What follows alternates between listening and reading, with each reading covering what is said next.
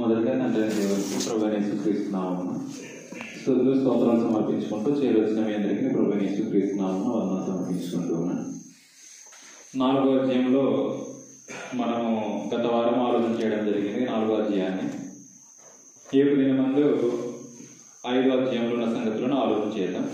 Mark సువార్త 5వ అధ్యాయం. మనం అధ్యాయంలో అవుట్లైన్స్ మాత్రమే నేర్చుకుంటూ అందులో ఉన్న ఒక పాఠాన్ని మనం ఆలోచన చేసుకుంటూ వస్తున్నాం గత వారం నుంచి. గత వారంలో ఒక విషయాన్ని ఆలోచన చేశాను. అసలు యేసు ప్రభు ఉపమానాలతో ఎందుకు బోధించాడు, ఉపమానాలు బోధించాల్సినటువంటి అవసరం ఎందుకు ఏర్పడింది అని మనం అనేక మంది ఆలోచన చేసుకోవచ్చు. ఉపమానాలు అన్నది అందరికి అర్థమయ్యే విధంగా బోధించాడని, ఉపమానాలు చెప్పిందే ఎవరికి అర్థం కాకూడదని యేసు ప్రభు అలాంటి జనులకు ఉపమానాలు ఎందుకు చెప్పాడంటే ఎవరికి అర్థం కాకూడదని చెప్పాడు. ఇప్పుడు మనకు అర్థమవుతున్నాయి కానీ ఆనాటి జనులకు అర్థమయ్యేది కాదు ఉపమానాలు అన్నది. అది ఎందుకు అలా చెప్పాల్సి వచ్చింది అంటే ఎస్ఏ ద్వారా ప్రవచించిన యొక్క ప్రవచనం నెరవేరడానికి. అలాగూ యేసు ప్రభు ప్రతిదీ కూడా ఉపమానంతోనే బోధించడం జరిగింది. ఉపమానం లేకుండా ఏది కూడా బోధించకుండా తాను ఉండలేదనంట. ఏ మాట్లాడినా కానీ ఉపమానం ద్వారానే మాట్లాడాడు. అది శిష్యులకు మాత్రమే అనుగ్రహింపబడింది. ఉపమానాలను గ్రహించడానికి శిష్యులకు మాత్రమే అనుగ్రహింపబడింది. ఆ యొక్క సంగతులను గత వారం ఆలోచన చేసాము. ఈ యొక్క దినమందు 5వ అధ్యాయంలో మనకు రెండు పేరాగ్రాఫ్లు ఉన్నాయి. ఆ 2 పేరాగ్రాఫ్లు ఏమిటంటే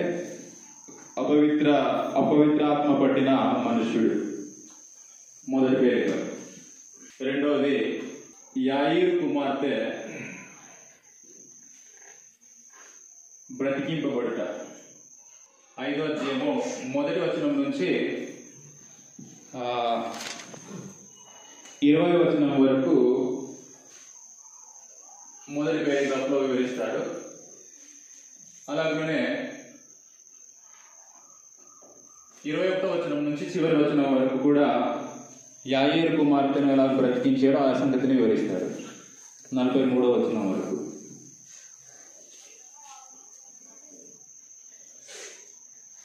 ఇది 5వ అధ్యాయంలో ఉన్నటువంటి విషయం. అయితే ఈ యొక్క సంగతిలోనే మనము చదువుకునే ఒక పాఠాన్ని మనం ఆలోచన చేయడానికి మనం ముందుకు వెళ్దాం. 5వ అధ్యాయం మొదటి వచనం నుంచి ఆ పేరాగ్రాఫ్ను మనం చదివేసి అందులో ఉన్న ఒక పాఠాన్ని మనం ఆలోచన చేయడానికి మనం ముందుకు వెళ్దాం. మార్కు సువార్త 5వ అధ్యాయం మొదటి వచనంలో వారా సముద్రమునకు అద్దరినున్న గెరాసేనుల దేశమునకు వచ్చిరి. ఆయన దోణి దిగగానే అపవిత్రాత్మ పట్టిన వాడొకడు సమాధుల్లో నుండి వచ్చి ఆయనకు ఎదురుపడి వాడు సమాధులలో వాసం చేసేవాడు. సంకెళ్లతోనైనను ఎవడును వాని బంధింపలేకపోయాను. పలుమారు వాని కాళ్ళకును చేతులకును సంఖ్యలు వేసి బంధించినను వాడు ఆ చేతి సంఖ్యలు తెంపి కాలి సంఖ్యలను తుత్తునియలుగా చేసేను కనుక ఎవడునో వానిని సాధుపరచలేకపోయాను. వాడు ఎల్లప్పుడూ రాత్రింపగళ్ళు సమాధుల్లోనూ కొండల్లోనూ కేకలు వేయచ్చు తను తాను రాళ్లతో గాయపరుచుకొనుచు నుండెను. వాడు దూరము నుండి యేసును చూచి పరుగెత్తుకొని వచ్చి ఆయనకు నమస్కారం చేసి, యేసు, సర్వోన్నతుడైన దేవుని కుమారుడా, నాతో నీకేమి? నన్ను బాధపరచుకుమని దేవుని పేరట నీకు ఆనబెట్టుచున్నానని బిగ్గరగా కేక వేసింది. ఎందుకనగా ఆయన అపవిత్రాత్మ ఈ మనిషిని విడిచిపోమని వానితో చెప్పాను. మరియు ఆయన నీ పేరేమని వారిని అడుగుగా వాడు నా పేరు సేన, ఏలైనగా మేము అనేకులమని చెప్పి తమ్మును ఆ దేశము నుండి తోలివేయవద్దని ఆయనను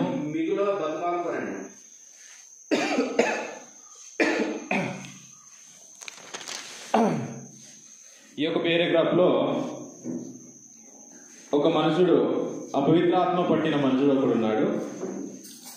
ఇదే సంగతి లూకాసు వార్త 8వ అధ్యాయంలో కూడా ఉంటుంది. అపవిత్రాత్మ పట్టినటువంటి మనుషుడు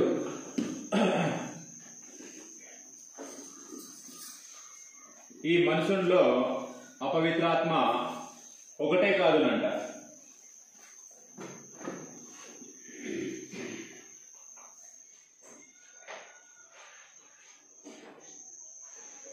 అపవిత్రాత్మ అన్నది ఒకటే కాదునంట. సేన అంటే ఒకటి కాదు, అనేకమైనది. ఈ మనుషుడు ఎలాంటి వాడు అంటే ఎంత సంఖ్యలతో కడుతున్నా కానీ తెంచేసుకుంటున్నాడు అంటే, కాళ్ళు కట్టిన కాళ్ళు తెంచేసుకుంటున్నాడు. తన యొక్క దేహాన్ని ఏం చేసుకుంటున్నాడు అంటే గాయపరుచుకుంటున్నాడు అంట. మనం ఒకసారి అర్థం కావడానికి మరొకసారి చదువుదాం. 4వ వచనంలో, పలుమార్లు వాని కాళ్ళను చేతులను సంఖ్యలను వేసి బంధించినను వాడు ఆ చేతి సంఖ్యలను తెంపి, అంటే ఎంత కాళ్ళలో సంఖ్యలను కడుతున్నా కానీ తెంచేసుకుంటున్నాడు. ఎందుకనంటే అతనిలో ఉన్నదే ఒక అపవిత్ర ఆత్మ కాదు, సేన అన్నారు. సేన అంటే ఒక సైన్యం ఉంది. అపవిత్రాత్మల యొక్క సైన్యం. అంతలాంటి యొక్క సైన్యము తనలో ఉంటే తనలో ఎంత సంఖ్యలతో కడుతున్నా కానీ తెంపేసుకుంటున్నాడు. మనకు అర్థం కావడానికి ఎగ్జాంపుల్ గా సంసోన్ను దెలీలా ఫిలిష్తీయులకు అప్పగించడానికి ఎలాగైతే బంధించిందో ఆ టైపులో జనం ఏం చేస్తున్నారు అంటే ఈ యొక్క మనుషుని సంఖ్యలతో కడుతున్నారు, కాళ్ళు చేతులు కడుతున్నారు, తెంచేసుకుంటున్నాడు. ఎందుకు తెంచేసుకున్నాడు? అంత బలము అందులో ఏముంది అంటే అతనిలో సేనే ఉన్నారు. అపవిత్రాత్మలు ఒక సేన ఉన్నారంట. మనకు 9వ వచనంలో చెప్తాడు, మరియు ఆయన నీ పేరేమని వాడిని అడుగుగా వాడు నా పేరు సేన అనేసి అన్నాడు. సేన అనంట.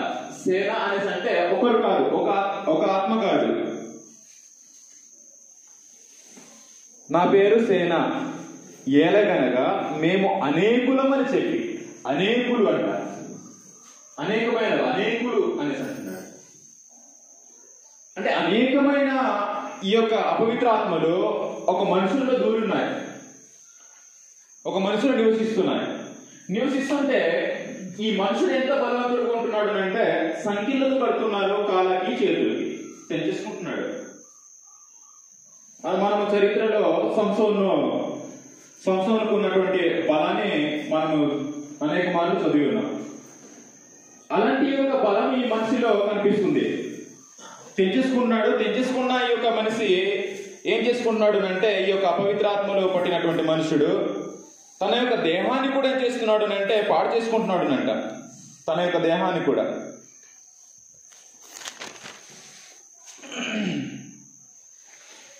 5వ వచనంలో, వాడు ఎల్లప్పుడూ రాత్రి పగలు సమాధిలోను కొండల్లోనూ కేకలు వేయచ్చు, తాను రాళ్లతో గాయపరుచుకొని ఉన్నాడు. తన యొక్క దేహాన్ని గాయపరుచుకుంటున్నాడు రాళ్లతో.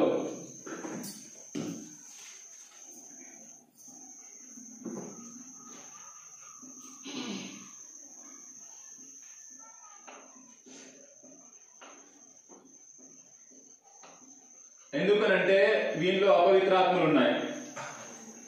తమ యొక్క దేహాన్ని ఈ అపవిత్రాత్మలు మొత్తం వశపరుచుకున్నాయి కాబట్టి ఇతని యొక్క దేహాన్ని అసలు ఇతను ఇష్టపడట్లేదు. యేసు ప్రభు ఏం మాట్లాడతాడు అంటే ఒక విషయం మనం గుర్తించుకోవాలి. ఎవడు కూడా తన యొక్క దేహాన్ని ప్రేమించలేని వాడు ఎవడు లేడు అనేసి మాట్లాడతాడు. అంటే ఒక మనిషి తన యొక్క దేహాన్ని ఎక్కువగా ప్రేమించుకుంటాడు. అందుకని ఏమని అంటాడు అంటే ఎఫెసీ పత్రికలో నిన్ను వలె నీ భార్యను ప్రేమించాలని అంటాడు. ఎందుకనంటే ప్రతి ఒక్క మనిషి కూడా తన యొక్క దేహాన్ని ఎక్కువగా ప్రేమిస్తాడు కాబట్టి.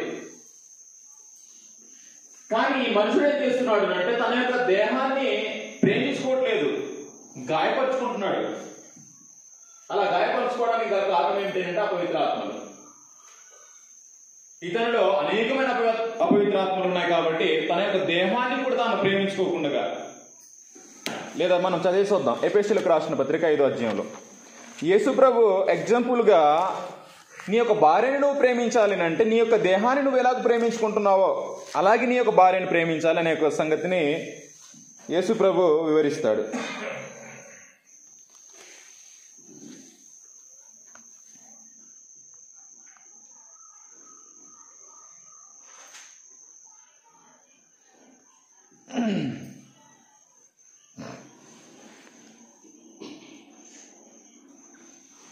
ఎఫెసీయులకు రాసిన పత్రిక 5వ అధ్యాయం 28వ వచనం. ఎఫెసీయులకు రాసిన పత్రిక 5వ అధ్యాయము 28వ వచనం. అటువలనే పురుషులు కూడా తమ సొంత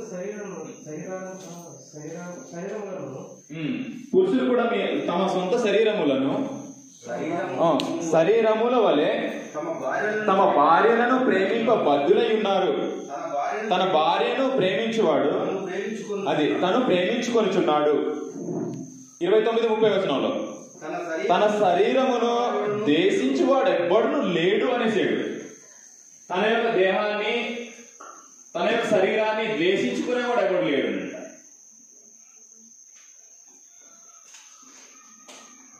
ద్వేషించువాడు ఎవడును లేడు. కానీ ఇతను ఎందుకు తన యొక్క దేహాన్ని ద్వేషించుకుంటున్నాడు, తన యొక్క దేహాన్ని ఎందుకు గాయపరుచుకుంటున్నాడు అనేసి అంటే ఇతనిలో ఒక సేన, ఒక సైన్యమే ఉంది. అపవిత్రాత్మల యొక్క సైన్యమే ఇతనిలో నివసిస్తుంది. ఈ మనుషుల్లో నివసిస్తుంటే ఇతను ఏం చేస్తున్నాడు అంటే తన యొక్క దేహాన్ని రాళ్ళ తీసుకొని తన యొక్క దేహాన్ని గీకేసుకుంటున్నాడు అంటే తన యొక్క దేహాన్ని గాయపరుచుకుంటున్నాడు. యేసు ప్రభు తన యొక్క దేహాన్ని ప్రేమించని వాడు ఎవడు లేడు. ప్రతి ఒక్కడు కూడా తన యొక్క దేహాన్ని ప్రేమిస్తాడు, ద్వేషించేవాడు ఎవడు లేడు అనేసి అన్నాడు. ఎందుకనంటే ప్రతి ఒక్క మనిషి కూడా దేహాన్ని ప్రేమించుకుంటాడు. కానీ ఈ యొక్క మనుషుడు ఎలా ఉన్నాడు అంటే తన యొక్క దేహాన్ని ప్రేమించుకునేవాడు కాదు. ఎందుకనంటే ఇతనిలో అపవిత్ర ఆత్మలు ఉన్నాయి కాబట్టి తన యొక్క దేహాన్ని గాయపరుచుకుంటున్నాడు. రాళ్ళతో గీకేసుకుంటున్నాడు అంట, రాళ్ళతోను. అప్పుడు యేసు ప్రభువును చూసారు. ఆ యొక్క మనిషి చూడడం జరిగింది. చూస్తే అతన్ని బతిమాలుకుంటున్నారు. 7వ వచనంలో, మార్కు సువార్త 5వ అధ్యాయం 7వ వచనంలో, 6వ వచనం నుంచి వాడు దూరం నుండి యేసును చూచి పరుగెత్తుకుని వచ్చి ఆయనకు నమస్కారం చేసి, యేసు సర్వోన్నతుడైన దేవుని కుమారుడా, నాతో నీకేమి, నన్ను బాధపరచుకోమని దేవుని పేరిట నీకు ఆనబెట్టుచున్నానని బిగ్గరగా కేక వేసింది. ఎందుకు యేసు ప్రభువును వేడుకోవాల్సి వచ్చింది అంటే యేసు ప్రభు ఈ యొక్క అపవిత్ర ఆత్మలను ఒక స్థలానికి పంపించడానికి అధికారం ఉంది. అంటే దేవుడు సిద్ధపరిచినటువంటి నిత్యాగ్ని అందులో పంపించడానికి యేసు ప్రభుకు అధికారం ఉంది. ఆ అధికారాన్ని తెలుసుకొని ఈ అపవిత్రాత్మలు ఏం చేస్తున్నాయనంటే వేడుకుంటున్నాయి. యేసు ప్రభు దగ్గర వచ్చి బతిమాలుకుంటున్నాయి. ఏమని బతిమాలుకుంటున్నాయనంటే నన్ను బాధపరచుకోమని దేవుని పేరిట నీకు ఆనబెట్టుచున్నానని దగ్గరగా కేకలేసి. ఎందుకు యేసు ప్రభువును వచ్చి అలాగూ వేడుకుంటున్నాయనంటే యేసు ప్రభు వారికి దేవుడు సిద్ధపరిచినటువంటి నిత్యాగ్ని అనేది ఉంది. మనకు అర్థం కావడానికి ఒక సందర్భాన్ని చేసుకుందాం. మత్తయి సువార్త 25వ అధ్యాయంలో, మత్తయి సువార్త 25వ అధ్యాయము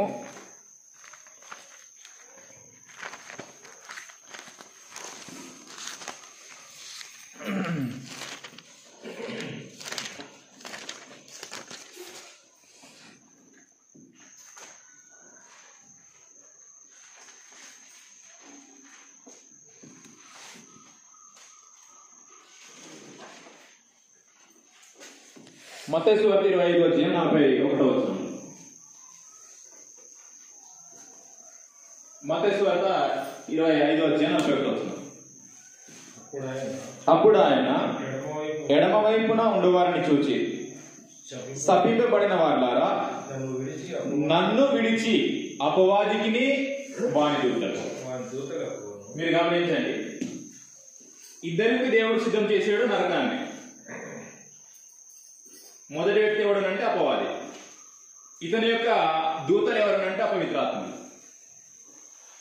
అపవాదికి వాని యొక్క దూతలకు సిద్ధపరిచిన దేవుడు నిత్యాగ్నిని. ఇప్పుడు నిత్యాగ్నిలోకి పంపించడానికి యేసు ప్రభువుకు అధికారం ఉంది. యేసు ప్రభువుకు అధికారం ఉంది. యేసు ప్రభు యొక్క అపవిత్రాత్మలను ఈ మనుషుల నుంచి వెళ్ళి నువ్వు నరకానికి నువ్వు దేవుడు సిద్ధపరిచిన నరకానికి వెళ్ళిపో అనేసి అంటే వెళ్ళిపోగలవు. ఎందుకంటే అధికారం యేసు దగ్గర ఉంది. అందుకని ఏమని వేడుకుంటున్నానంటే యేసు ప్రభు దగ్గర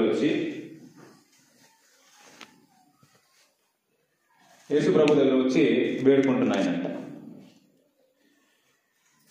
నన్ను బాధపరచుకోమని దేవుని పేరిట నీకు ఆనబెట్టుచున్నానని బిగ్గరగా కేకలు వేసినావు. సర్వోన్నతుడైన దేవుని కుమారుడా, నాతో నీకేమి? నన్ను బాధపరచుకోమని దేవుని పేరిట నీకు ఆనబెట్టుచున్నానని బిగ్గర కేకలు వేసింది. నన్ను ఆ నరకానికి, అపవాదికి, వాని దూతలకు సిద్ధపరిచిన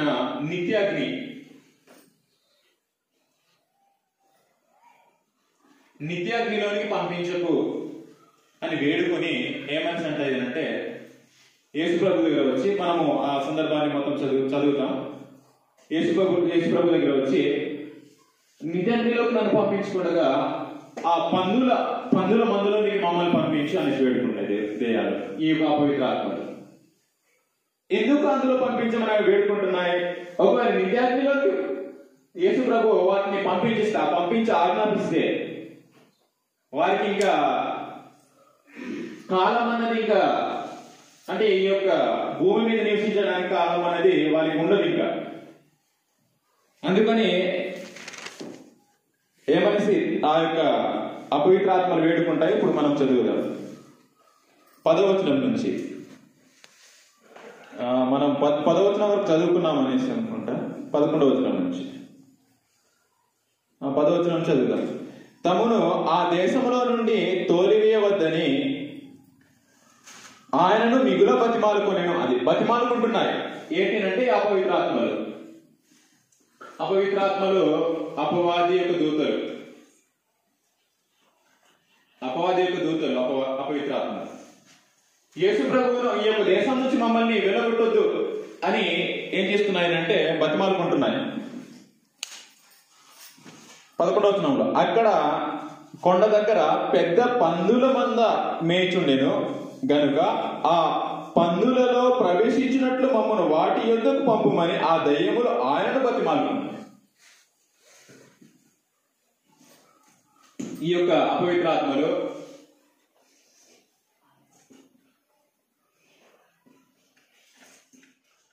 పందుల మందకు పంపించమని యేసు ప్రభువును వేడుకుంటున్నాయి. వేడుకుంటే యేసు ప్రభు సరే మీరు కోరినంటే మీరు వెళ్ళండి, ఈ యొక్క దేశాన్ని విడిచిపెట్టకుండానే ఈ యొక్క దేశాన్ని విడిచిపెట్టకుండా మమ్మల్ని పంపివేయద్దు అని బతిమాలుకున్నాయి. మన 10వ వచనం చదువుకున్నాము. తమను ఆ దేశంలో నుండి తోలివేయవద్దని ఆయన మిగుల బతిమాలుకున్నాయంట. ఆ దేశం నుంచి మమ్మల్ని పంపివేయొద్దని అలాగే వేడుకుంటే యేసు ప్రభు ఆ యొక్క అపవిత్రాత్మలను బతిమాలుకున్న యొక్క సంగతిని తెలుసుకుని యేసు ప్రభు పందుల మందలోని పంపించడానికి అనుమతించాడు. అక్కడ కొండ దగ్గర పెద్ద పందుల మంద మేయుచుండెను కనుక ఆ పందులలో ప్రవేశించినట్లు మమ్మను వాటి యొద్దకు పంపుమని ఆ దయ్యములు ఆయన బతిమాలుకొనెను. యేసు వాటికి సెలవీయగా ఆ అపవిత్రాత్మలు వారిని విడిచి పందులలో ప్రవేశింపగా ఇంచుమించు 2000 సంఖ్య గల 2000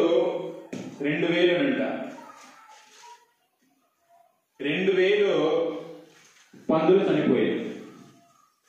2000కు పైగా సుమారుగా అనేసి అన్నాడు. ఇంచుమించు అనే పదాన్ని అందులో వాడడం జరిగింది.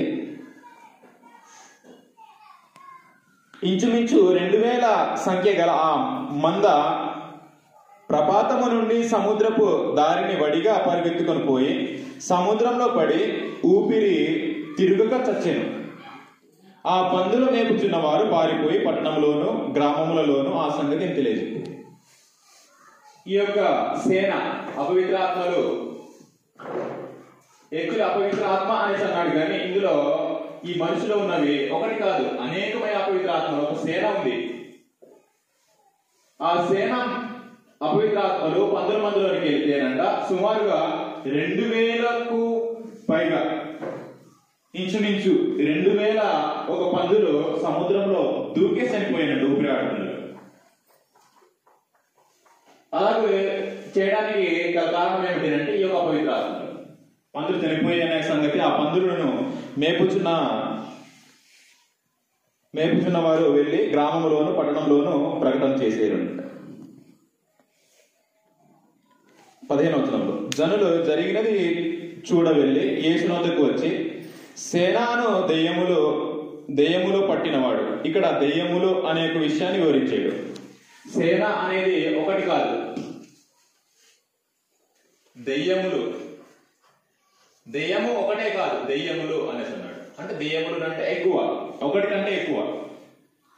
సేనాను దెయ్యములు పట్టినవాడు బట్టలు ధరించుకొని స్వచిత్తుడై కూర్చుండి ఉండుట చూచి భయపడి. దెయ్యములు ఉన్నప్పుడు తన యొక్క బట్టలను చింపేసుకొని తన యొక్క దేహాన్ని రాళ్ళ తీసుకొని పోషిస్తున్న ఈ యొక్క మనిషి బట్టలు ధరించుకొని కూర్చున్నాడు. ఎందుకనంటే ఈ యొక్క సేన యొక్క దెయ్యాలు వెళ్ళిపోయాయి కాబట్టి. అప్పుడు ఆ యొక్క ప్రాంతంలో ఉన్న జనులు అందరూ ఆయనను చూసి భయపడిపోయారంట. ఎందుకు భయపడిపోయారంటే ఆ సేన యొక్క దెయ్యాలు ఉంటే అతని యొక్క బలము ఎలాగుండేదో మనం చదువుకున్నాం. కాళ్ళకు సంఖ్యలు కడుతున్నా, చేతులకు సంఖ్యలు కడుతున్నా తెంచేసుకుంటున్నాడు. ఎవరు కూడా బంధించలేకపోతున్నారు. అలాంటి ఒక వ్యక్తి ఆ సేనలో వెళ్ళిపోయాక తాను బట్టలు ధరించుకొని స్వస్థచిత్తుడై కూర్చుని ఉన్నాడు. అప్పుడు జనులు చూసి భయపడిపోయారు. జరిగినది చూచిన తర్వాత దయ్యములు పట్టిన వానికి కలిగిన స్థితియు పందుల సంగతియు ఊరి వారికి తెలియజేయగా తమ ప్రాంతములు విడిచిపోమ్మని వారాయనను బతిమాలు కొనసాగిరి. ఆయన దోణ ఎక్కినప్పుడు దయ్యం పట్టినవాడు ఆయన యొద్ద తను ఉండనిమ్మని ఆయనను బతిమాలు కొనిను గాని ఆయన వారికి సెలవీయక, నీవు నీ ఇంటి వారి యుద్ధకు వెళ్ళి ప్రభు నీ యందు కనికరపడి నీకు చేసిన కార్యములన్నింటినీ వారికి తెలియజెప్పమనెను. వాడు వెళ్ళి యేసు తనకు చేసిన వన్నీయు దెకాపోలిలో ప్రకటింపనారంభింపగా అందరూ ఆశ్చర్యపడిరి అనేసింది. దెకాపోలి ఒక ప్రాంతంలో తనకు జరిగిన సంఘటనను వివరిస్తే అందరూ ఆశ్చర్యపడ్డారు. ఇది మొదటి యొక్క పేరాగ్రాఫ్. ఈ యొక్క పేరాగ్రాఫ్ మనం చదువుకున్నాం. ఇప్పుడు రెండో పేరాగ్రాఫ్ లో ఒక పాఠాన్ని మనం ఆలోచన చేద్దాం. ఎక్కువ పాఠం కాదు, చిన్న పాఠాన్ని. 21వ వచనం నుంచి రెండో పేరాగ్రాఫ్. యేసు మరలా దోణి ఎక్కి అద్దరికి వెళ్ళినప్పుడు బహుజన సమూహము ఆయన యుద్ధకు కూడి వచ్చెను. ఆయన సముద్ర తీరమున నుండగా సమాజ మందిరపు అధికారులలో యాయీరనునొకడు వచ్చి ఆయనను చూచి ఆయన పాదముల మీద పడి, నా చిన్న కుమార్తె చావనై ఉన్నది, అది బాగుపడి బ్రతుకున్నట్లు నీవు వచ్చి దాని మీద నీ చేతులుంచవలెనని ఆయనను మిగులా బతిమాలు కొనగా ఆయన అతనితో కూడా వెళ్ళెను. బహుజన సమూహమును ఆయనను వెంబడించి ఆయన మీద పడుచుండి. యాయీరు తన యొక్క కుమార్తె విషయమై యేసు ప్రభు దగ్గర వెళ్ళేసి బతిమాలుకుంటున్నాడు. అతను బతిమాలుకున్న దాన్ని బట్టి తాను వెళ్ళడానికి సిద్ధంగా ఉన్నాడు. వెళ్తూ ఉన్నాడు. 25వ వచనంలో 12 ఏండ్ల నుండి రక్తస్రావ రోగం కలిగిన ఒక స్త్రీ ఉండెను. ఈ మధ్యలో చిన్న బిట్టును వివరిస్తున్నాడు. ఆ బిట్టు ఏంటో మనం చదువుతున్నాం. ఆమె అనేక మంది వైద్యుల చేత ఎన్నో తిప్పలు పడి తనకు కలిగినదంతయు వ్యాయం చేసుకుని ఎంత మాత్రమునో ప్రయోజనం లేక మరింత సంకటపడెను. అంటే ఈ యొక్క 12 ఏళ్ల నుంచి రక్తస్రావ్యం కలిగినటువంటి స్త్రీ 12 ఏళ్ల నుంచినంట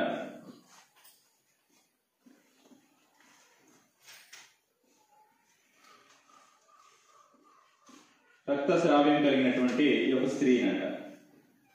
ఎన్నో మంది వైద్యుల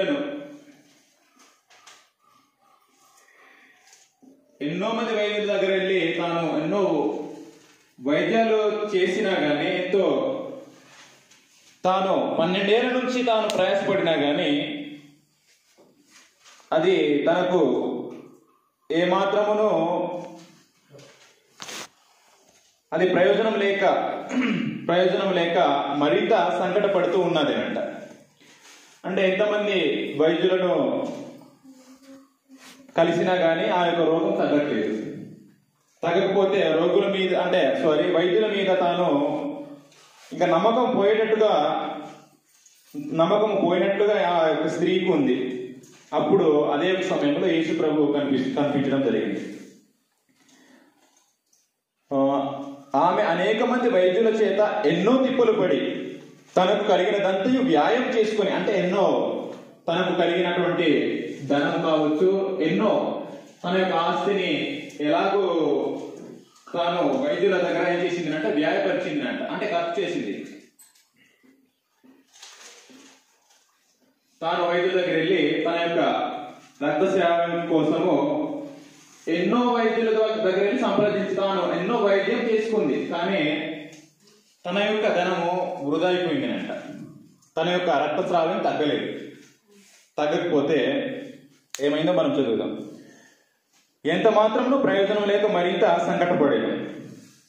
ఆమె యేసును గూర్చి విని, ఇప్పుడు ఏ వైద్యుడు కూడా తనను బాగుపరచలేదు కాబట్టి ఇప్పుడు యేసు ప్రభువుల గురించి విన్నదినంట. యేసుని గురించి విన్నది.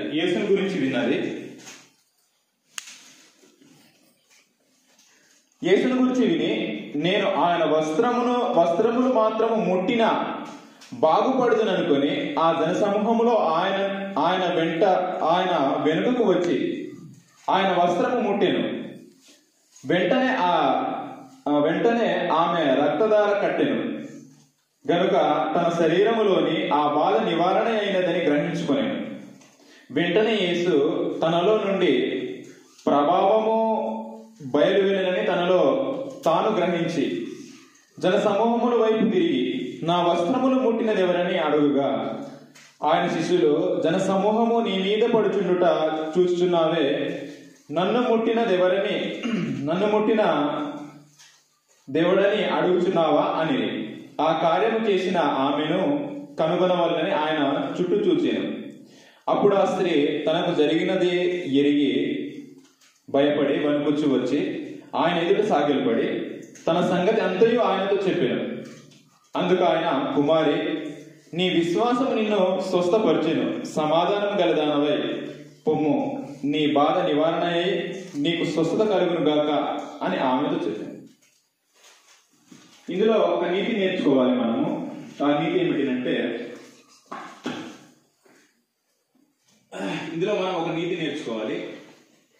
ఆ నీతి ఏమిటంటే, ఈ రక్తస్రావం కలిగినటువంటి ఒక స్త్రీ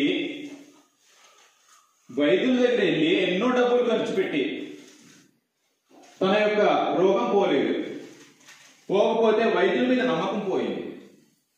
అప్పుడు యేసు ప్రభువుల గురించి ఎవరో చెప్తే విన్నదనంట. యేసు ప్రభువుల గురించి విని యేసునందు ఏముంచింది అంటే విశ్వాసం ఉంచింది.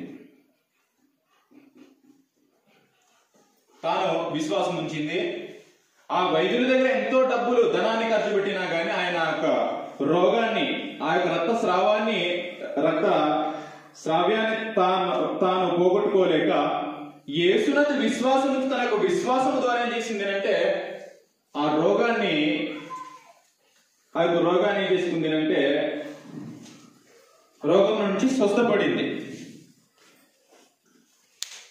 అనేక మంది యేసు ప్రభు నడుస్తుంటే అనేక జనులు తన వెనుక నడుచుకుంటూ వచ్చేవాళ్ళు. అలాంటి ఒక పరిస్థితుల్లో ఈ యొక్క స్త్రీ విని ఏం చేసింది అంటే ఒకటే ఆలోచన ఏంటంటే, నేను యేసు ప్రభు యొక్క వస్త్రమును ముడితే నేను బాగైపోతాను. అంత విశ్వాసం తాను పెట్టుకుంది. ఎలాంటి విశ్వాసం అంటే, ఎంతో వైద్యుల దగ్గర వెళ్ళి ఆ వైద్యంలో వాడినా కానీ రక్తస్రావం పోని యొక్క రోగం, యేసు ప్రభు యొక్క చొక్క ముడితే నేను బాగైపోతాను అని విశ్వాసం ఉంటుంది. ఆ యొక్క విశ్వాసంతో వెళ్ళి యేసు ప్రభు యొక్క వస్త్రములను ముట్టింది. తనకున్న విశ్వాసాన్ని యేసు ప్రభు తెలుసుకోవడానికి అడిగాడు, నా యొక్క వస్త్రమును ముట్టినది ఎవరు అని అడుగుతూ తన యొక్క శిష్యులు ఒక సమాధానం చెప్తున్నారు. ఏమని సమాధానం చెప్తున్నారు అంటే 31వ వచనంలో ఆయన శిష్యులు, జన సమూహము నీ మీద పడుచుండుట చూస్తున్నావే, నన్ను ముట్టినది ఎవరని అడుగుచున్నావా? జనాలు చూడు, ఒకడి మీద ఒకడు నీ మీద అంటే ఎగబడుతున్నారు. అంతమందిలో నువ్వు నన్ను ముట్టినది ఎవరు అనేసి నువ్వు ఎందుకు అడుగుతున్నావు అంతమంది జనాల్లో అనేసి తన యొక్క శిష్యులు యేసు ప్రభుని అడగడం జరిగింది. అలా అడిగితే యేసు ప్రభు ఎందుకు అడిగాడు అంటే ఆ యొక్క స్త్రీ ఎవరో తానే ఒప్పుకోవాలని, తనకున్న విశ్వాసం అన్నది యేసు ప్రభు తెలుసుకోవాలని అడిగాడు. అడిగినది ఏంటో మనం ఇప్పుడు చదువుదాం. 32వ వచనంలో, ఆ కార్యం చేసిన ఆమెను కనుగొనవలనని ఆయన చుట్టూ చూచాను. అప్పుడు ఆ స్త్రీ తనకు జరిగినది ఎరిగి భయపడి వణుకుచూ వచ్చి ఆయన ఎదురు సాగిలపడి ఆ సంగతి అంతయు ఆయనతో చెప్పాను. అప్పుడు యేసు ప్రభు చెప్తున్నాడు, అందుకు ఆయన, కుమారి, నీ విశ్వాసం నిన్ను స్వస్థపరిచింది. ఆ యొక్క స్త్రీ యొక్క విశ్వాసం, నీ విశ్వాసం నిన్ను స్వస్థపరిచింది. అనేక మంది ఏం చేస్తామనంటే కుటుంబంలో ఎవరికైనా అనారోగ్యంలో ఉంటే, జబ్బు పడితే అనేక మంది సేవకులను తీసుకొని వచ్చి ప్రార్థన చేయిస్తారు. తల్లిదండ్రులకు విశ్వాసం ఉంది మనకు అర్థం కావడానికి. ఆ జబ్బు పడినటువంటి కుమారునికి విశ్వాసం లేదు అనేసి అనుకున్నారు, మనకు అర్థం కావడానికి. కుటుంబంలో ఆ యజమానికి ఎంతో విశ్వాసం ఉంది, ఆ రోగికి విశ్వాసం లేదు. అప్పుడు రోగం పోతుందా? ఇక్కడ ఈ యొక్క స్త్రీ తాను ఆ రోగం పోవడానికి కారణం ఏమిటి అంటే ఆమె యొక్క విశ్వాసం. అదే యేసు ప్రభు అన్నాడు, నీ విశ్వాసం నేను స్వస్థపరిచాను. మనము అనేక సార్లు ఏం చేస్తాము అంటే కుటుంబము కలిగినటువంటి విశ్వాసాన్ని బట్టి వెళ్ళి ప్రార్థన చేయించుకుంటాం. కానీ రోగిలో కూడా ఏముండాలంటే విశ్వాసం ఉండాలి. రోగిలో కూడా విశ్వాసం ఉంటే తప్పకుండా స్వస్థపడతాం. రోగిలో విశ్వాసం లేకుండా కుటుంబంలో విశ్వాసం ఉంటే ఏమవుతుందంటే కొన్నిసార్లు ఆ స్వస్థత జరగదు. కొన్నిసార్లు అయితే ఆ తండ్రి యొక్క విశ్వాసం బట్టి కుమారుడు రక్షించడానికి కూడా ఆధారాలు ఉన్నాయి. అయినప్పటికీ ఈ సందర్భంలో మనము నేర్చుకోవాల్సిన నీతి ఏమిటంటే ఎవరైతే రోగి ఉన్నాడో ఆ రోగి విశ్వాసం కూడా ఉండాలి అనే యొక్క నీతిని మనం ఇందులో నేర్చుకుంటున్నాం. ఒకసారి యాకోబు పత్రిక ఒకసారి చదువుదాం మనం బలపరచుకోవడానికి. యాకోబు పత్రిక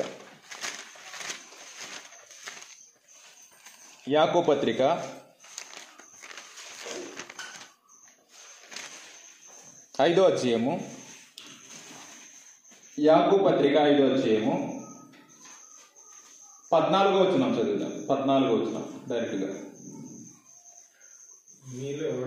మీలో ఎవడైనను రోగి అయి ఉన్నాడా, అతడు సంఘపు పెద్దలను పిలిపింపవలెను, వారు ప్రభు నామమున అతనికి నూనె రాచే అతని కొరకు ప్రార్థన చేయవలెను. విశ్వాస సహితమైన ప్రార్థన ఆ రోగిని స్వస్థపరచును అనేసి. మీలో ఎవడైనను అనేసి అన్నాడు. మీలో ఎవడైనను రోగి ఉన్నాడా? మీలో ఎవడైనను రోగి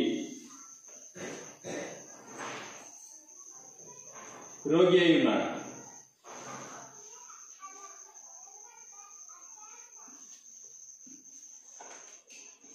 ఎవడైనా మాలో అంటే సంఘంలో ఎవరైతే రోగి అయి ఉంటే ఆ రోగి అయిన వారి యొక్క విశ్వాసం ఎలా ఉండాలి అంటే సంఘ పెద్దను పిలిపించి ప్రార్థన చేయించుకుంటారు. ఆ సంఘ పెద్ద కావచ్చు, లేదా ఎవడైనా విశ్వాస సంబంధమైన వాడు ఎవడైనా కానీ మనము ప్రార్థన చేయించుకుంటే మన యొక్క రోగం తగ్గుతుంది అనేటటువంటి విశ్వాసం ఉండాలి రోగిలో. మీలో ఎవడైనా రోగి అయి ఉన్నాడా? అతడు సంఘ పెద్దలను పిలిపించి, మనలో సంఘ పెద్దలు లేరు కాబట్టి సంఘంలో ఎవడైతే విశ్వాసం కలిగి ఉన్నాడో ఆ విశ్వాసాన్ని బట్టి మనం ఏం చేసుకోవాలి అంటే ప్రార్థన చేయించుకోవాలి. ప్రార్థన చేయించుకుంటే అతడు చేసిన ప్రార్థన బట్టి మనకు స్వస్థత పడుతుంది, స్వస్థత మనకు కలుగుతుంది అంట. మీలో ఎవరైనా రోగి అయి ఉన్నాడా? మీలో ఎవరైనా రోగి అయి ఉన్నాడా అని అన్నాడు. రోగి అయి ఉంటే అతను ఏం చేయాలంటే నీతిమంతులను పిలిపించి ప్రార్థన చేయించుకోవాలి. అప్పుడు ఆ నీతిమంతుని యొక్క ప్రార్థన దేవుడు వింటాడు, విని మనకు స్వస్థపరుస్తాడు. నీతిమంతుని యొక్క ప్రార్థన దేవుడు వింటాడు అంట. పేతురు రాసిన పత్రిక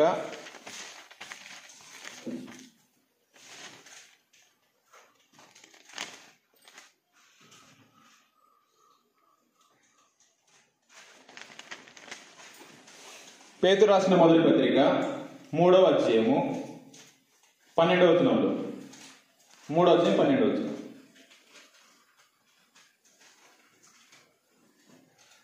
పేతురు రాసిన మొదటి పత్రిక 3వ అధ్యాయం 12వ వచనంలో, ప్రభు కనులు అది నీతిమంతుల మీదను ఆయన చెవులు అది వారి ప్రార్థనల వైపును ఉన్నవి గాని ప్రభు ముఖము కీడు చేయ వారికి విరోధముగా ఉన్నది అని అన్నాడు. నీతిమంతుని వైపు ప్రభు యొక్క కనులు ఎప్పుడు నిలిచి ఉంటాయండి. అతను ప్రార్థన చేస్తే వినడానికి దేవుడు ఎప్పుడు సిద్ధంగా ఉంటాడు. కాబట్టి ఎవడైతే నీతిమంతుడై ఉంటాడో ఆ నీతిమంతుడి దగ్గర వెళ్ళి ఆ రోగి అయిన వాడు ఏం చేయాలంటే ప్రార్థన చేయించుకోవాలి. అప్పుడు అతని యొక్క విశ్వాసము ఈ యొక్క స్త్రీ బాగుపడినట్టు, ఈ ఒక స్త్రీని యేసుప్రభు అన్నట్టు నీ విశ్వాసం నిన్ను స్వస్థపరచను అని చెప్పిన దాన్ని అతని మనము ఆ యొక్క విషయాన్ని అలాగూ ఈ యొక్క స్త్రీ ఎలాగైతే ఆ యొక్క అనుభవాన్ని పొందిందో అలాంటి ఒక అనుభవం మనం పొందుకోవాలి అంటే మన యొక్క విశ్వాసాన్ని బట్టి నీతిమంతుడిని ప్రార్థన చేయించుకోవాలి. అప్పుడు ఈ స్త్రీ కలిగినటువంటి అనుభవంలోని మనం వెళ్తాం. తాను ఎలాగో ఆ యొక్క రోగం నుంచి స్వస్థపడిందో మనము కూడా అలాంటి ఒక స్వస్థత పొందుకోవాలి అంటే మన యొక్క విశ్వాసాన్ని బట్టి వెళ్ళి నీతిమంతులు ప్రార్థన చేయించుకోవాలి. అప్పుడు ఈ స్త్రీ పొందుకున్నటువంటి ఆ యొక్క మేలును ఆ యొక్క స్వస్థతను మనం కూడా పొందుకుంటాము. ఇందులో నేర్చుకోవాల్సిన నీతి మనం ఈ యొక్క బిట్టు ఇది మనము యాయేలు కుమార్తెను గురించి చదువుతున్నాం. ఇది మధ్యలో బిట్టు. ఇప్పుడు యాయేలు కుమార్తెను గురించి మనం చదువుదాం. 35వ వచనం నుంచి చెప్తాడు. ఆయన ఇంకానూ మాట్లాడుతుండగా సమాజ మందిరపు అధికారి ఇంట నుండి కొందరు వచ్చి నీ కుమార్తె చనిపోయినది. ఇతనికి వార్త వచ్చింది, నీ కుమార్తె చనిపోయినది, నీవిక బోధకు నీ ఎందుకు శ్రమ పెట్టుదు అని. ఇతని యొక్క యాయేలు యొక్క విశ్వాసాన్ని ప్రతి ఒక్కరు కూడా ఒక మాదిరి ఉంచుకోవాలి. యాయేలు యొక్క విశ్వాసాన్ని ఒక మాదిరి ఉంచుకోవాలి. ఎలాంటి మాదిరి అంటే యేసు ప్రభు వస్తే నా కుమార్తె రోగి అయి ఉన్న యొక్క కుమార్తె రోగంలో నుంచి బయటపడుతుంది, స్వస్థపడుతుంది అనేటటువంటి విశ్వాసం యాయేలు. యేసు ప్రభువును పిలిపించడానికి వెళ్ళాడు. వెళితే మధ్యదారిలో ఉన్నాడు, యేసు ప్రభువును మాట్లాడి వస్తున్నాడు. అప్పటికే ఒక సమాచారం వచ్చింది ఇంట్లో నుంచి, నీ కుమార్తె ప్రాణాలతో లేదు, నీ కుమార్తె ప్రాణాలతో లేదు, నువ్వు ఎందుకు బోధకుణ్ణి శ్రమ పెడుతున్నావు అనే ఒక సమాచారం వచ్చింది. యేసు వారు చెప్పిన మాటలు లక్ష్య పెట్టక భయపడకుము, ఒకటే చెప్పాడు, నమ్మిక మాత్రం ఉంచుమని సమాజ మందిరపు అధికారులతో చెప్పి ఒకటే చెప్పాడు. యాయేలుకి నమ్మకం, విశ్వాసం, నమ్మిక మాత్రం ఉంచుము.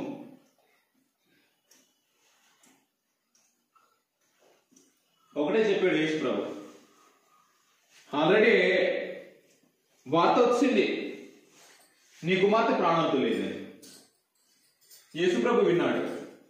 విని ఈ యొక్క యాయేలుకు కూడా ఒకటే సంగతి చెప్పాడు, నువ్వు ఎవరి మాట వినొద్దు, నమ్మిక మాత్రం ఉంచు అనేసి అన్నాడు. ఒకటే నమ్మిక మాత్రం ఉంచు చాలు. అప్పుడు యేసుప్రభు అతని వెంట లేడు. 37వ వచనంలో పేతురు యాకోబు సహోదరుడగు యోహాను అను వారిని తప్ప మరి ఎవరినైనా తన వెంబడి రానియక సమాజ మందిరపు అధికారి ఇంటికి వచ్చి వారు గొల్లుగా నుండి చాలా ఏడ్చుచు ప్రలాపించుచు నుండుట చూచి లోపలికి పోయి, మీరెలా గొల్లు తీసి ఏడ్చున్నారు? ఈ చిన్నది నిద్రించున్నదే గాని చనిపోలేదని వారితో చెప్పాను. అందుకు వారు ఆయనను అపహాసించిరి. అయితే ఆయన వారినందరినీ బయటకు పంపివేసి ఆ చిన్నదాని తల్లిదండ్రులను తనతో ఉన్న వారిని వెంట పెట్టుకుని ఆ చిన్నది పరుండి ఉన్న గదిలోనికి వెళ్ళి ఆ చిన్నదాన్ని చేయి పట్టి తలితా కుమి అని ఆమెతో చెప్పాను. ఆ మాటకు చిన్నదానా లెమ్మని నీతో చెప్పుచున్నానని అర్థం. వెంటనే ఆ చిన్నది లేచి నడవసాగెను. ఆమె 12 సంవత్సరముల ప్రాయం గలది. వెంటనే వారు బహుగా విస్మయం ఉందిరి. జరిగినది ఎవరికి తెలియకూడదని ఆయన వారికి గట్టిగా ఆజ్ఞాపించి ఆమెకు ఆహారం పెట్టుడని చెప్పారు. ఇందులో ఒక సమయం అయిపోయింది అనుకుంటా. అనేక సంగతులు నేర్చుకోవచ్చు. సమయం కూడా అయిపోయింది. నేను చిన్న బిట్టులు చెప్పి నేను ముగించేస్తాను. యేసు ప్రభు ఈ యాయిరుకు చెప్పింది ఒకటే. యాయిరుకు వచ్చి నీ యొక్క కుమార్తె చనిపోయింది, ఎందుకు బోధకుడిని శ్రమ పెడతావు అని. అయితే యేసు ప్రభు విన్నాడు ఆ సమాచారాన్ని. ఈ యాయిరుకు చెప్తే యేసు ప్రభు విన్నాడు. వింటే ఒకటే చెప్పాడు, మాట యందు మాత్రం నువ్వు నమ్మికించు, విశ్వాసం ఉంచు అనేసి అన్నాడు. ఇప్పుడు ఒక చిన్న ఎగ్జాంపుల్ మనము దీన్ని బలపరచుకోవడానికి చిన్న ఎగ్జాంపుల్ మనం చదువుదాం. చిన్న ఎగ్జాంపుల్ ఏమిటంటే, మాట యందు విశ్వాసం. మీరు ఒకటి గమనించాలి, విశ్వాసం అనేది ఎలా వస్తుంది అంటే వినుట వలన విశ్వాసం వస్తుంది. వినుట క్రీస్తుని గురించిన మాట వలన విశ్వాసం అనేది వస్తుంది. ఒకసారి చదివేసి వద్దాం. రోమీయులకు రాసిన పత్రిక 10వ అధ్యాయము 17వ వచనం అనుకుంటాను. కాగా వినుట వలన విశ్వాసం కలుగును, వినుట క్రీస్తుని గురించిన మాట వలన కలుగును అనేసి అన్నాడు. విశ్వాసం ఎలా వస్తుంది అంటే వినుట వలన విశ్వాసం అనేది వస్తుంది. ఇప్పుడు విశ్వాసం వల్ల ప్రయోజనం ఏమిటి? విశ్వాసం వల్ల ప్రయోజనం ఏమిటి అంటే, విశ్వాసము ద్వారా దేవునికి దగ్గర ఉంటాం, దేవునికి ఇష్టడుగా ఉంటాం. హెబ్రీయులకు రాసిన పత్రిక 11వ వచనంలో, హెబ్రీయులకు రాసిన పత్రిక 11వ వచనం,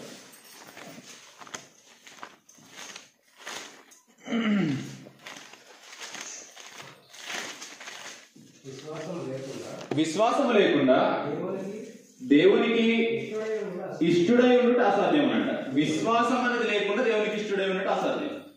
విశ్వాసం ఉండాలి, దేవునికి ఇష్టడుగా ఉంటాం.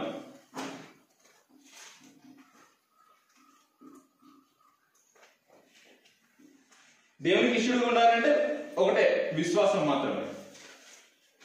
ఇప్పుడు యేసు ప్రభు ఈ యాయిరుకి ఏమనేసి అంటున్నాడు అంటే, విశ్వాసం మాత్రమే, నమ్మకం అన్నా విశ్వాసం ఒకటే, నమ్మిక మాత్రం ఉంచు అనేసి అన్నాడు. విశ్వాసం అంటే ఏంటో 11వ అధ్యాయం 1వ వచనం, హెబ్రీయులకు రాసిన పత్రిక 11వ అధ్యాయం 1వ వచనం. విశ్వాసం అన్నది నిరీక్షింపబడు వాటి యొక్క నిజ స్వరూపము, అదృశ్యమైనవి, అది అదృశ్యమైనవి ఉన్నామంటకు రుజువై ఉందినంట. అదృశ్యమైనవి ఉన్నామంటకు రుజువునంట. రుజువే విశ్వాసం. ఇప్పుడు అదృశ్యమైనవి అంటే కంటికి కనబడనివి, కంటికి కనిపించనివి ఉన్నాయని నమ్మించేది విశ్వాసం. ఈ విశ్వాసం అన్నది యేసు ప్రభు ఏమన్నాడు అంటే, విశ్వాసం మాత్రం ఉంచు, నీ కుమార్తె బ్రతికిపోతే అనేసి అన్నాడు.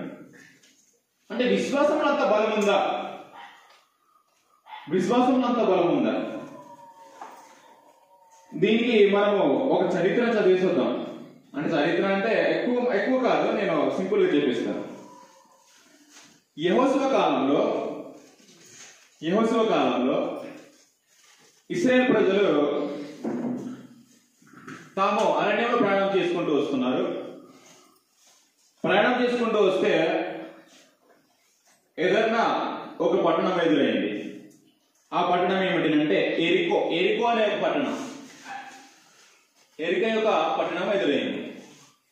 ఎదురైతే ఈ ఎరికో పట్టణాన్ని నేను జయించాలంటే నేను చెప్పినట్టు చెయ్యనేసి అన్నాడు దేవుడు.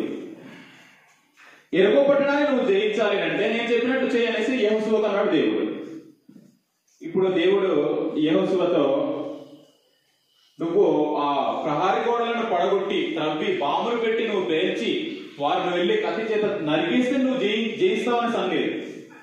నేను చెప్పినట్టు చెయ్యి, నువ్వు ఎరికో ప్రాంతాన్ని జయిస్తావని యెహోషువతో అన్నాడు. ఆ దేవుడు చెప్పినటువంటి విధానం మనకు ఎక్కడ ఉంటుంది అంటే, చదవడానికి మనకు సమయం లేదు కాబట్టి నేను సింపుల్ గా చెప్పిస్తాను. యెహోషువ గ్రంథం 6వ అధ్యాయము 3వ వచనం నుంచి 20వ వచనంలో ఉన్న సందర్భాన్ని మీరు సమయం దొరికి ఇంటికి చదువుకోండి. నేను విషయాన్ని మాత్రం చెప్పిస్తాను.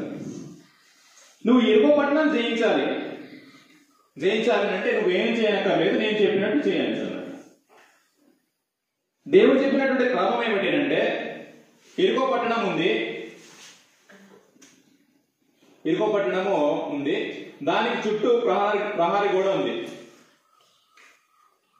ఈ ప్రహారీ గోడ ఎంత పెద్దది అంటే ఈ గోడ పైనే ఇల్లు కట్టేంత పెద్దది. ఈ ప్రహారీ గోడ పైన ఏముంది అంటే ఇల్లు ఉంది, అంటే అంత పెద్దది. అక్కడ రాహాబు ఆ ప్రహారీ గోడలో ఒక ఇల్లు కట్టుకొని ఉంటది. అంటే అంత పెద్దది, అంత వెడల్పు, సుమారుగా ఇంత మనం వేసుకోవచ్చేమో ఈ చర్చి బిల్డింగ్ అంతా మనకు అర్థం కావడానికి. అంత పెద్ద గోడ చుట్టూ ఉంది, ప్రాకారం చుట్టూ. దేవుడు ఎక్కడ అంటున్నాడు అంటే, నువ్వేం చేయనక్కర్లేదు, ఆ గోడలు పడగొట్టాలి అంటే నువ్వు నేను చెప్పినట్టు చెయ్యి అనేసి అన్నాడు దేవుడు. అలాగని నువ్వు ఒకటోసారి ఆ పట్టణం చుట్టూ తిరుగు, రెండోసారి తిరుగు, మూడోసారి తిరుగు, నాలుగోసారి, ఆరోసారి వరకు తిరిగేసారు. ఏడోసారి తిరిగితే ఆ పట్టణం నువ్వు జయించిస్తావు అనేసి అంటాడు దేవుడు. అంటే ప్రదక్షిణములు అనేసి అంటాడు. ప్రదక్షిణములు చేస్తారు. ప్రదక్షిణములు అంటే తిరగడం. పట్టణపు ప్రాకారం చుట్టూ తిరుగుతున్నారు. 6 రోజులు తిరిగారు, 6 సార్లు. 7వ రోజు నువ్వు 7 సార్లు తిరుగు, పట్టణం నువ్వు జయించిస్తావు అనేసి అంటాడు దేవుడు. దేవుడు చెప్పిన మాట ఏంటి విశ్వాసం ఉంచిన ఆ ఇశ్రాయేలు ప్రజలు 7వ రోజు 7 సార్లు తిరిగితే 7వ రోజు 7 సార్లు ప్రదక్షిణములు చేస్తే ఆ ఇరుకో గోడలు ఏమైందంటే కూలిపోయిందంట. ఇరుకో గోడలు కూలిపోయిందంట. అంటే వాళ్ళు బాంబులతో పేర్చలేదు, శుద్ధ తీసుకొచ్చి కొట్టలేదు, డోజ తీసుకొచ్చి ఆ ప్రాకారాన్ని తొలగించలేదు. దేవుడు చెప్పిన మాట ఏది విశ్వాసం ఉంచారో అలాగ చేశారు. హెబ్రీయులకు రాసిన పత్రిక 11వ అధ్యాయం. దీన్ని మనము చదువుకుంటూ వస్తే ఇంకా అర్థమవుద్ది. అయితే మాకు సమయం లేదు కాబట్టి మీరు ఇంటికి వెళ్ళిన తర్వాత ఈ సందర్భాన్ని మీరు చదవండి ఒకసారి. యెహోషువ గ్రంథం 6వ అధ్యాయం 3 నుంచి 20 వచనం వరకు, చివరి వచనం వరకు మీరు చదవండి. చదివితే అక్కడ దేవుడు చెప్పినట్టు యెహోషువ నడిపిస్తాడు. అక్కడ అలాగే ఉంటుంది. హెబ్రీయులకు రాసిన పత్రిక 11వ అధ్యాయం. అక్కడ డైరెక్ట్ గా హెబ్రీ గ్రంథకర్త కోట్ చేయడం జరిగింది. ఆ కోట్ చేసిన యొక్క డైరెక్ట్ వచనాన్ని మనం చదివేసి ముగించుకుందాం. హెబ్రీయులకు రాసిన పత్రిక 11వ అధ్యాయము 30వ వచనం. అది విశ్వాసమును బట్టి 7 దినముల వరకు ప్రదక్షిణములు చేయబడిన తర్వాత ఎరుకో గోడలు కూలేను అనేసింది. దేన్ని బట్టి చేశారు? అక్కడ ఒకటి హైలైట్ చేస్తున్నాడు. దేన్ని బట్టి చేశారు? విశ్వాసమును బట్టి అనేసింది. విశ్వాసమును బట్టి ఇశ్రాయేలు ప్రజలు 7 దినములు విశ్వాసమును బట్టి 7 దినములు ప్రదర్శనలు చేస్తే ఎరుకో గోడలు కూలిపోయింది. అంత బలముంది విశ్వాసంలో. బాములతో పేర్చలేనటువంటి ఒక ప్రహారీ గోడ, డోజర్లతో కొట్టలేనటువంటి అంత ప్రహారీ గోడ విశ్వాసం ద్వారా అది ఏమైందంటే కూలిపోయిందినంట. అంటే అందులో ఏముంది అంటే విశ్వాసంలో అంత బలం ఉంది. అలాంటి ఒక బలాన్ని ఈ యాయీరుకు యేసు ప్రభు ఆ యొక్క బలాన్ని ఒక ఆధారంగా చూపించాడు. నువ్వు నమ్మిక మాత్రం ఉంచు, నీ కుమార్తె బ్రతికిపోద్ది. అంటే యేసు ప్రభు ఈ యొక్క విశ్వాసంలో అంత బలం ఉంది అనే ఒక విషయాన్ని ఈ యొక్క యాయీరుకు నేర్పిస్తున్నాడు. అప్పటికే నీ కుమార్తె ప్రాణంతో లేదు, ఎందుకు వాళ్ళకు నువ్వు విసిగిస్తావు, ఎందుకు శ్రమ పెడతావు అనేసి కబురు వచ్చింది. కబురు వస్తే యేసు ప్రభు మాటలను విన్నాడు. ఎవరి మాటను పట్టించుకోకు, నమ్మిక మాత్రం ఉంచు, నీ కుమార్తె బ్రతికిపోద్ది. అలాగే నమ్మకం ఉంచాడు. ఆ నమ్మకంలో, ఆ యొక్క విశ్వాసంలో తన కుమార్తెను పొందుకున్నాడు. అలాగే ఇశ్రాయేలు ప్రజలు నమ్మకం ఉంచారు. ఆ ఎరుకో గోడలను కూలిపోయింది. ఎరుకో ప్రాంతాన్ని జయించేది ఆ విశ్వాసం ద్వారా. అంత విశ్వాసంలో బలం ఉంది. కాబట్టి ప్రతి ఒక్కరం కూడా అలాంటి విశ్వాసాన్ని ఏం చేసుకోవాలి అంటే జాగ్రత్త ఉంచుకోవాలి. ఆ యొక్క విశ్వాసాన్ని ఎప్పటికీ విడిచిపెట్టకూడదు. కొరింథీయులకు రాసిన 2వ పత్రిక 13వ అధ్యాయం 5వ వచనం చదువుతాను. మీరు విశ్వాసం గలవారై ఉన్నారో లేదో మిమ్మును మీరే శోధించుకొని చూచుకొనుడి, మిమ్మును మీరే అది పరీక్షించుకోండి అనేసి అన్నాడు. అంటే విశ్వాసాన్ని విడిచిపెట్టకూడదు. ఒకవేళ మనను విశ్వాసం విడిచిపెట్టుకుంటే ఆ యొక్క బలాన్ని మనం పొందుకోలేము. యాయీరు పొందుకున్నటువంటి ఆ విశ్వాసంలో ఉన్నటువంటి ఆ బలాన్ని మనం రుచి చూడలేము.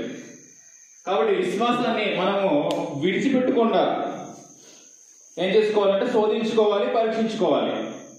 విశ్వాసాన్ని ఎక్కడ వదిలేసానో, విశ్వాసాన్ని నేను కోల్పోతున్నానేమో, మనమంతటే మనం ఏం చేసుకోవాలంటే శోధించుకొని చూసుకోవాలి. మీరు విశ్వాసం గలవారై ఉన్నారో లేదో మిమ్మల్ని మీరే శోధించుకొని చూసుకొనుడి, మిమ్మల్ని మీరే పరీక్షించుకొనుడి. కాబట్టి ప్రతి ఒక్కరు కూడా విశ్వాసాన్ని విడిచిపెట్టకుండా విశ్వాసంలో ఉన్నటువంటి బలాన్ని ప్రతి ఒక్కరు కూడా పొందుకోవాలని ప్రతి ఒక్కరికి మనం చేసుకుంటూ ఉన్నాను. యాయీరు పొందుకున్నటువంటి బలాన్ని, అలాగే ఈ యొక్క స్త్రీ రక్తస్రావంతో బాధపడినటువంటి ఒక స్త్రీ తన యొక్క విశ్వాసము ద్వారా ఆ యొక్క బలాన్ని తాను పొందుకొని ఆ విశ్వాసం ద్వారా కలిగినటువంటి ఒక బలాన్ని తాను ఉపయోగించేలా చూసపడిందో ప్రతి ఒక్కరు కూడా మన యొక్క ఆత్మీయ జీవితాలను విశ్వాసము ద్వారా ఆ యొక్క బలాన్ని రుచి చూస్తూ ప్రతి ఒక్కరు కూడా విశ్వాసం అందు బలపడుతూ స్థిరపడుతూ వెళ్ళాలి. కానీ విశ్వాసమును కోల్పోకూడదు, విశ్వాసాన్ని విడిచిపెట్టకూడదు. మనకు అర్థం కావడానికి కొన్నిసార్లు విశ్వాసాన్ని మనం విడిచిపెట్టేస్తుంటాం. ఎలాంటి ఒక పరిస్థితులు విడిచిపెడతామనంటే ఆపదలో ఉన్నప్పుడు కొన్నిసార్లు విశ్వాసాన్ని విడిచిపెడతాం. ఎలాగనంటే యేసు ప్రభు వారిని కలవరి శిలువలో అప్పగించినప్పుడు తనతో ఉన్నటువంటి శిష్యుల్లో పేతురు తనకు ఆపద సంభవించింది, యేసు ప్రభువును చంపడానికి తీసుకెళ్తున్నారు, నువ్వు కూడా యేసు ప్రభువుతో ఉన్నవాడే కదా అని ఒక స్త్రీ చెప్తుంది. చెప్తే నేను కాదు అనేసి విశ్వాసాన్ని పక్కన పెట్టి నేను కాదని అవ్వదం అంటాడు. రెండోసారి ఇంకొక వ్యక్తి అంటాడు నువ్వు యేసు ప్రభువుతో తిరిగిన వాడే లేదు అనేసి అంటాడు. ఇంకొక వ్యక్తి అంటాడు తాను విశ్వాసాన్ని విడిచిపెట్టి తాను ఒట్టు పెట్టుకోవడానికి కూడా సిద్ధమయ్యాడు.